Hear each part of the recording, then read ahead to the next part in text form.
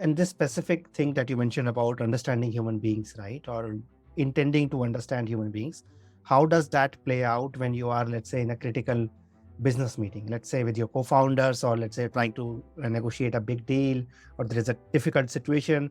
So it's like a heated conversation. There's a lot at stake. How does that curiosity play a role? And maybe how does that help you?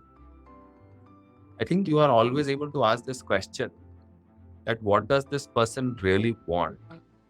And whatever you are pushing, how will that benefit that person in terms of what that person wants? And I think this is the most important question to ask. And if you can find an answer, then you are able to convince very easily, because you are able to marry what that person wants with what you want and figure out that where is the common ground in that. Yeah. You have to talk that language, that everything which I am proposing or everything which you're doing, how is it going to help you make more incentive? Don't tell him about the strategy and why it's important for your 5-year plan. He doesn't care. And that is true for every conversation which you have, because every person has a motive, every person has an objectives, and it's not obvious.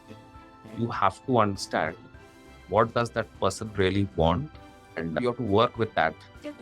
Whatever I want him to do, can I find a common ground between what they want, what I want, Yeah. or what is needed for the business?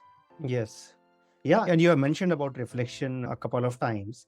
And the questions that you're asking, even sharing with us, are wonderful questions, which anybody would, if they ask themselves, they would actually be able to answer it, or at least get some new insights.